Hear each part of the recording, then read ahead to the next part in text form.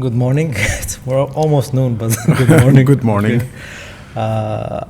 How was your first couple of days in Japan? Well, really nice. Nice. It's always a pleasure. Yeah, thank you. And this time you're here with Dr. Anthony too, and I I think the same goes for you too. This is not your first time in Japan, right? No, it's actually my fourth time in Japan. Fourth time. Yeah. And you do speak a bit Japanese too, right? Just a little Yeah, bit. I heard it and it sounded very good. So ちょっと日本語を話します。 nice. So again, and this is a pretty cliche to introduce people, but you need no introduction really. But from your side, how would you introduce yourself to people who are listening to us? Well, I'm a dentist from Spain, from Madrid. I work mainly in restorative dentistry and aesthetic dentistry. And I'm also a computer graphic artist. So I work professionally on illustration, animation work. And besides that, I'm really focused on education and lecturing and courses, trying to teach all this biomimetic dentistry techniques. And I've been lucky to be one of the people that started the Biomulation Group, which is an international think tank of people, clinicians, technicians, and researchers that work together in developing new ideas, new techniques, and even product development. So, that's a little bit my CV, I will say. Yeah, but even just looking at your Instagram, it's very unique and kind of in contrast to other profiles. You introduce a lot of art, a lot of 3D art, like you said, like you're a 3D artist. What got you into that kind of field? Like, not everyone would, not every dentist would be interested in 3D art.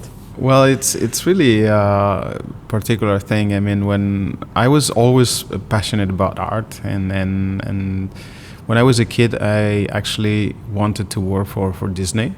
That was my dream. At a certain point, I realized that I was not good enough at painting and drawing. I was good copying things, but I was not really good at this kind of raw talent that the main people that draws the cartoons have. That with few lines they can build an expression or a character.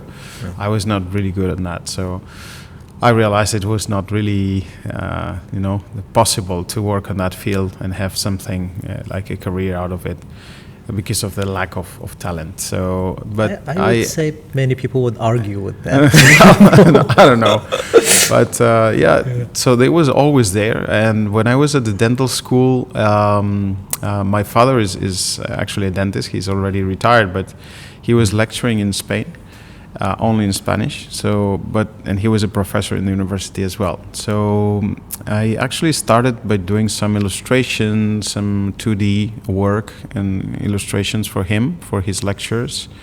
That suddenly moved into some animation work with After Effects and, doing some 2D work. But eventually I thought to myself, okay, I need to jump into the 3D in order to make it even more appealing, something have more flexibility, because I really wanted to explain things in 3D.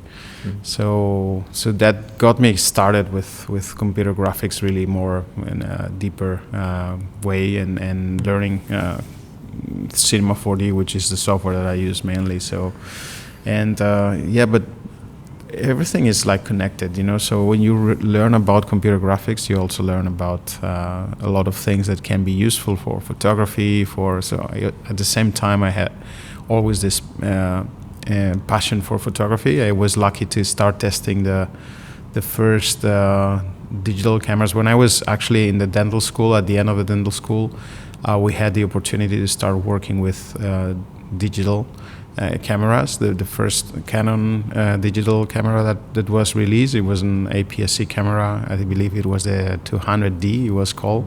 That was the first one available in Spain.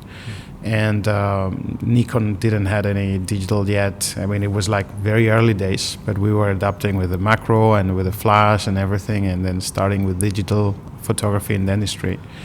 So everything was kind of connected, and that started my passion for photography as well. All is connected into this more artistic view and the way you think about how things can be practical, but at the same time why you cannot make them beautiful. Yeah. There's a good combination. As a dentist and an artist, how often do you get asked this question? Like, what camera do you use? What software do you use? Yeah, and how do you explain to people that these are just tools? Like, what are your words in explaining this? Yeah, actually, it's very interesting because the other day in this seminar, people were surprised. They were asking me, "Oh, but your pictures are very nice. What camera are you using?" They were expecting that I was using like a super expensive camera, and it turns out that all my pictures are taken with a Nikon 7100, which is a pretty old model already. Yeah, that's a pretty old camera. Yes, it's a pretty old camera. I know, but yes, that's it. I mean, it's not about the. It's not the tool. Exactly.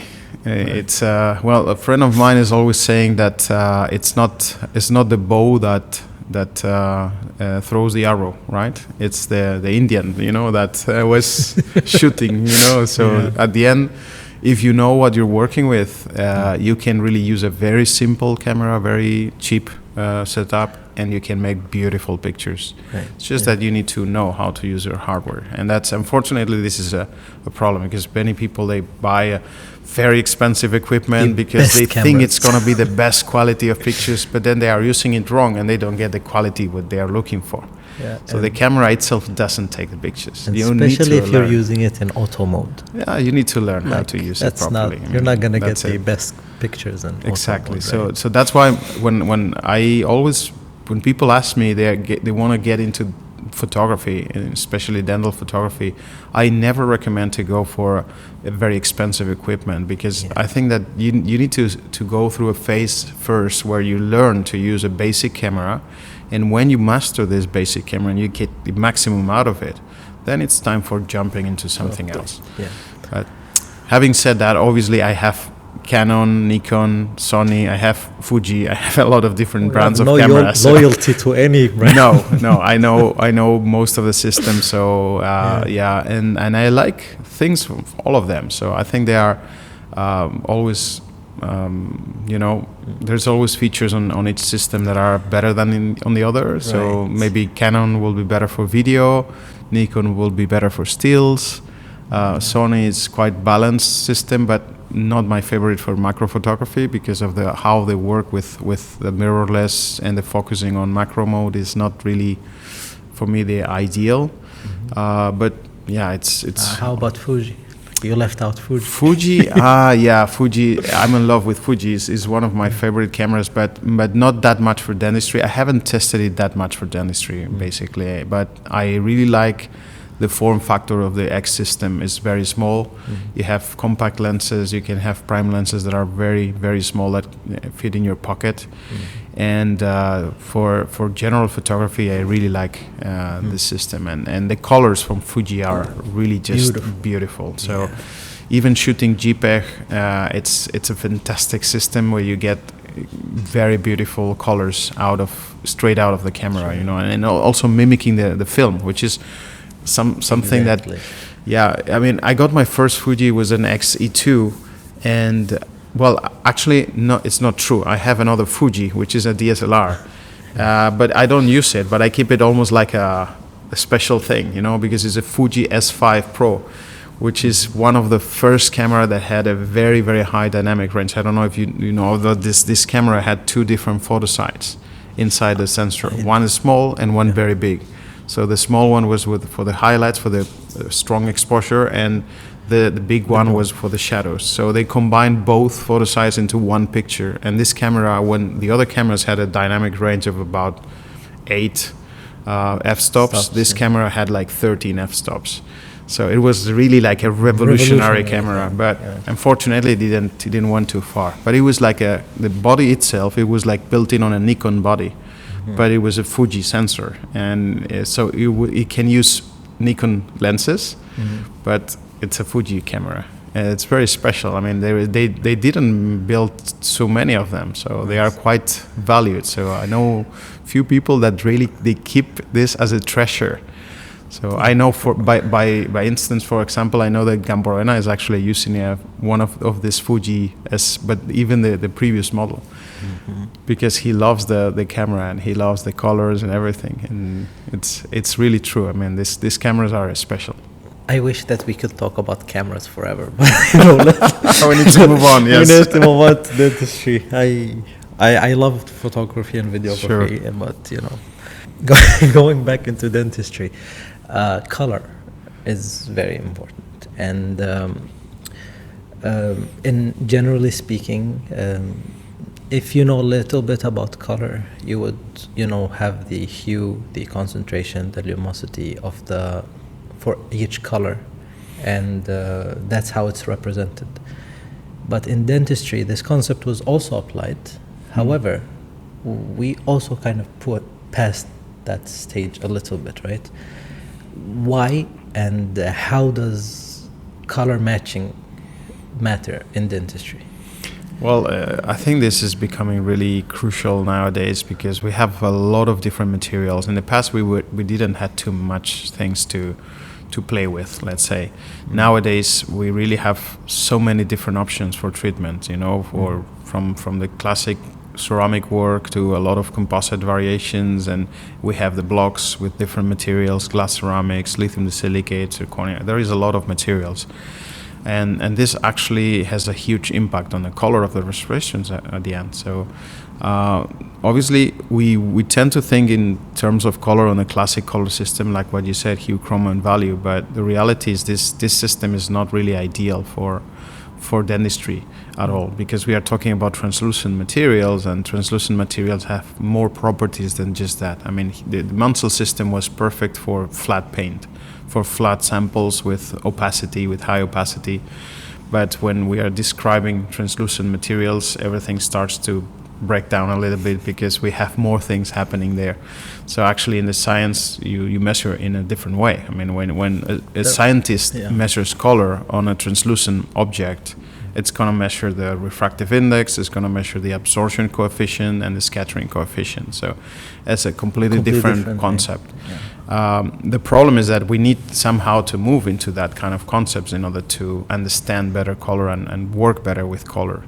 But yeah, it is very important in the industry because the aesthetic demand is only going to increase over time. It's already happening. I mean, and things like social networks and TikTok and Instagram is only speeding up the thing, because more and more people is just making selfies everywhere and is taking pictures and videos of themselves, and they are becoming high demanding on aesthetics because they really look at their teeth in the videos. They are more conscious about how their teeth look, and then they become, of course, more let's say picky when you are making a restoration for them. Patient is more informed now. Patient is a lot more informed right now. Now exactly. They can go and do their research also. Absolutely, because for good or bad, we are sharing a lot of information in Instagram and the social networks, and that's not shared just into closed platform of dentistry like journals or a congress. It's just open. So now there is much more. The general public, the patients are exposed to much more of these cases and clinical cases and pictures, and they see what is possible. So that leads to patients becoming more demanding because they really want to have what they saw in the Instagram, which sometimes can be a bit tricky because we know that it can be a little bit misleading, as some pictures might be fake or manipulated or something. There is no way to calibrate that, and you don't know exactly what is real and what is not. But in general, aesthetic demand in general is not only about dentistry. Aesthetic demand is rising more and more and more, and people is more and more worried about their own aesthetics, and obviously teeth are important. So color becomes really a big thing especially when you're talking about anterior restorations, for sure. How do you teach color to people who just come and ask you about it? Like maybe not someone who just is taking a course, but somebody who just wants to understand, like, is the scale that dentists are still using in dentistry obsolete? or like Yeah, what well- do they have to do, if Well- they cannot access, courses that you're True. giving? Yeah, it's really the problem is that we are still developing and relying the color model into a very old concept of color. Because it's not just the Mansell color system. It's just the shade guides. The shade guides are very old-fashioned, really, and they were designed originally for metal ceramic crowns, so they have a completely different structure from the materials that we are using currently. So, and the consistency of these guides is not really uniform, so you have a lot of variation between different manufacturing years and different guides, and so there is no ISO standard, basically. So since we don't have any kind of ISO standard, it's not like if you go to paints, you can easily find a Pantone or a different, color cards that you have a standardized ISO and a color measurement, so everything is a bit more straightforward. Yeah. But with dentistry, we don't have that. So every manufacturer does what they want, and this is actually making it quite difficult to have a explanation of everything, But yeah, I think we need to break up a little bit with this, because unfortunately we still have to work with this kind of guides, because there is like a kind of a standard, but the reality is not a standard, but it gives us a reference, just a kind of a reference, but it's not very accurate reference. So this means you can explain, especially someone that does not have time to go or cannot go to a course to have a full explanation. We have to explain, and we need to make people understand that just having a color on a shade tab is not enough to understand what's going on, because there is more things, and depending on the material that you have, depending on the color of your teeth, then what you put on top might have one color or another, because it's a color mix. Substrate mixes with what we put on top, especially with composites, ceramics, glass ceramics. This is what happens. Right. So we need to try to understand these things in an easy way, with simple words. And often when I'm talking, I also talk to people who probably are just starting dentistry. And, when someone is starting, like, they have very high expectations and they think they can do everything they see on social media. So Absolutely. probably cases that you post on your social media are, first of all, top of the work, and it took you years to develop this technique to reach this level. What do people have to keep in mind when looking at such cases?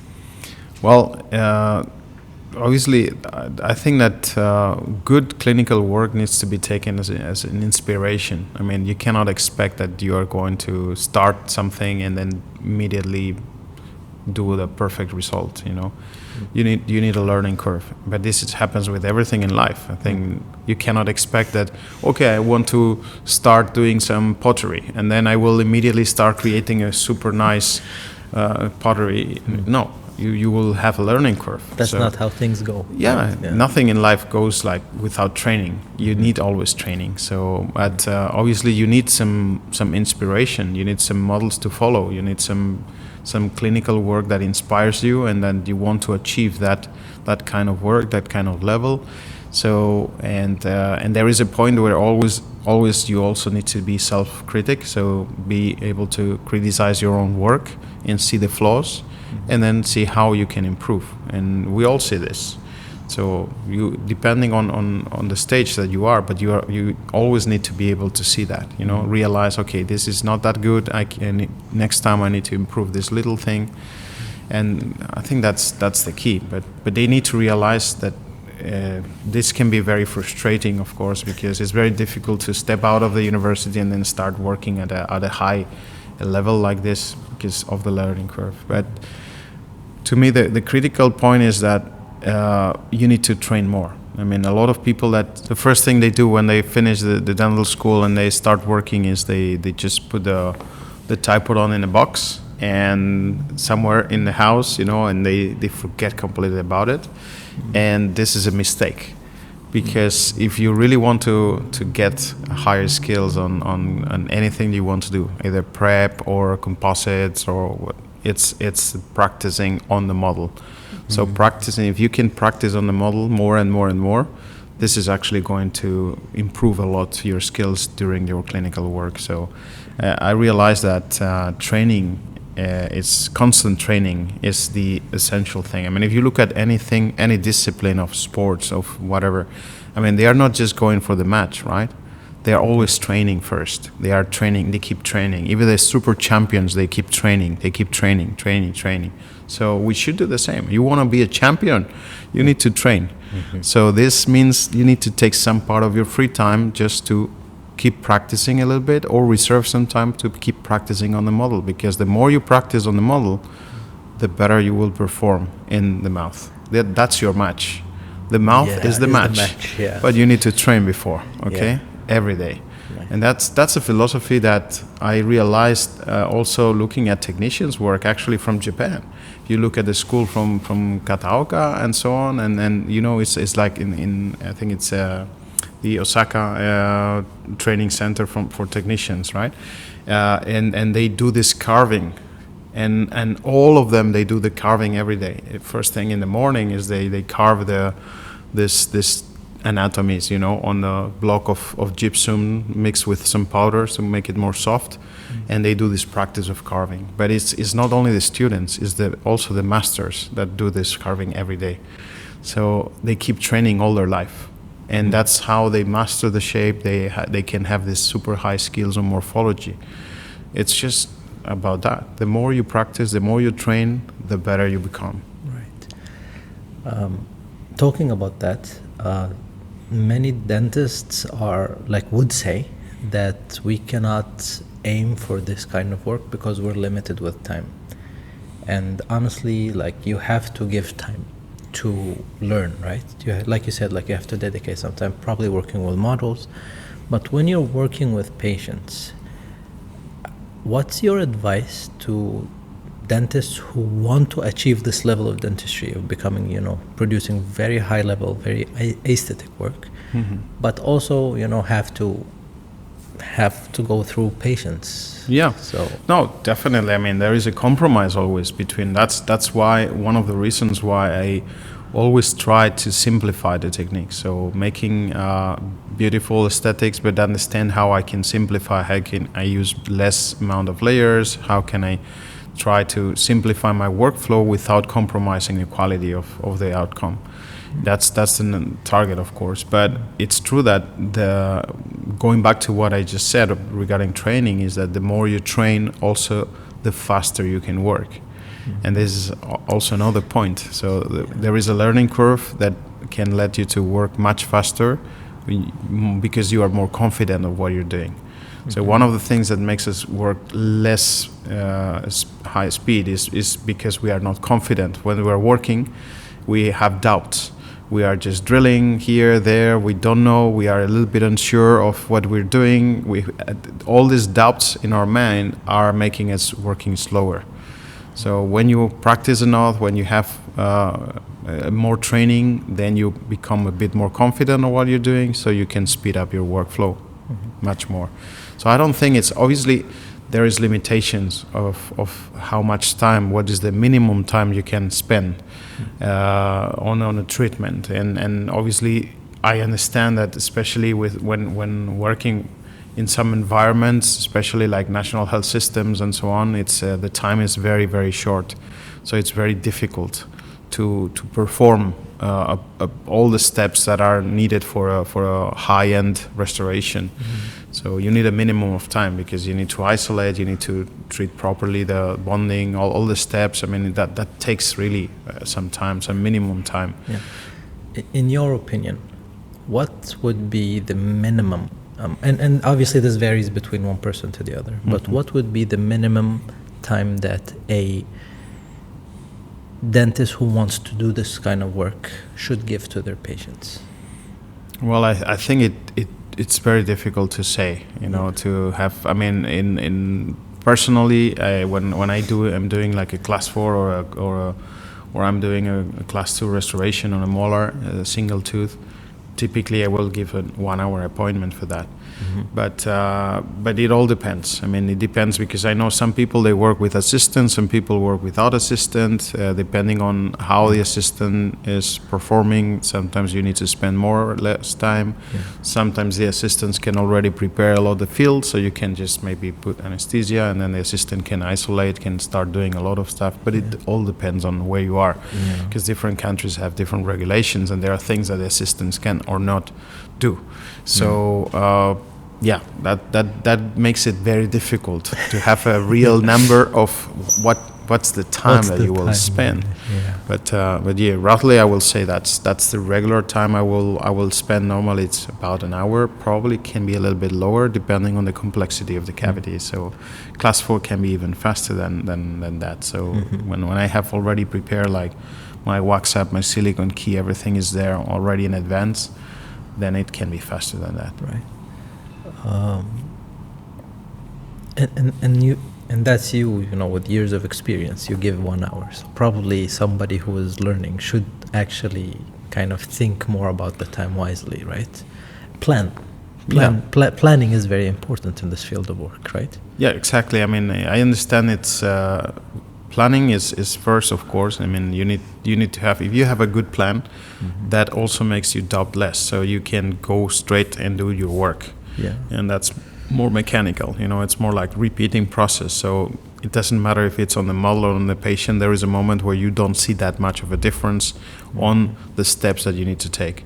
But that involves a planning, and planning includes even the color selection, you know. So when you are sure about what you need to use, you have your wax up, you have your guides, you have your planning perfectly done, it's just the execution that you need to do. And that's going to be more mechanical, more systematic, more the same, you know. And that's more connected to your skills, to your handling, to how much how much confidence you are with the instruments, with the materials. But that's all about practice. Talking about materials, like as you said a little bit earlier when we were discussing, you know, the color. Different materials produce different coloring, and even, you know, I think research shows that some bonding, if depending on the bonding, you will see some not changes in the color, but you would notice like the bonding area. What would be your recommendation for people to in material selection and how to make sure that everything flows together better? Well, I don't think there is a special rule for that, you know. I mean, chemically speaking, all composites, all bondings, they have the same chemical base. I mean, the binding between layers, between bonding system and composite is the same. So there is nothing really. The only thing is that depending where you are, you have some particular things. Obviously, what you said is like maybe you can see some interface, bonding interface, especially on the static area. If your layer of bonding is too thick, it might be a problematic thing on the anterior. So that's why sometimes I do recommend to use even a one-step adhesive on the anterior if you don't want to risk to have these issues, because obviously if you have a layer thickness of 5 micron, that's not going to have an impact optically that much. If you have a layer of 120 microns, that's probably going to have more impact. So air thinning the bonding is very, very critical, especially for two-step adhesive systems, which we know are the best. They are the best performing, so I tend to always choose two-step. But it's true that they are more technique sensitive regarding the thickness of the adhesive, especially in the anterior. In the posterior, I think it's actually the opposite. It's actually beneficial to have this extra thickness. But in the anterior, probably it's gonna be tricky with the aesthetics. So you need to be careful on the bevels with the two steps. So making sure that your bonding layer is not thick. What would be your recommendations for, you know, people who are not used to, who don't have this information just yet? Well, I think for me the critical side of bonding goes more in the posterior than in the anterior. I think the anterior in general it works pretty well. The posterior is where things are becoming a little bit more difficult, more critical to control. So, well, I just follow the recommendations of my colleague and my friend, Dr. Bart van Merwijk from the University of Leuven, which is for me a reference on bonding. So, and he insists always in the same, is that the most important thing is to have a proper hydrophobic seal of the hybrid layer. So if we have a proper seal and everything you see there is a hydrophobic layer, then it's going to perform well. It's going to be stable. So obviously, if you're using a one-step system in the posterior, I will always use a thin layer of flowable, on top, in order to provide this proper hydrophobic seal before starting to load the hybrid layer with my big amount of composite, right? So with the two-step system, obviously, it's different because the second step already is almost providing that. Okay. So thank you very much for all the information you shared with us today. My pleasure. Do you want to give one last advice to young dentists out there, or like people who want to have great, beautiful work like yours? Okay, well, I think that you need to develop some taste for aesthetics, for for art, for if you want to do beautiful work. I think it's important also to learn a little bit other disciplines like photography, like learning about photography, not just about dental photography, but even a bit about general photography, which makes you appreciate more the light, the quality of light, how you place the lights, and so on. And besides that, again, it's all about training. It's all about learning, non-stop learning and non-stop training and practicing, and this is what leads to the results at the end. Thank you very much for your time today. Welcome. Okay. Thank you. Thank you.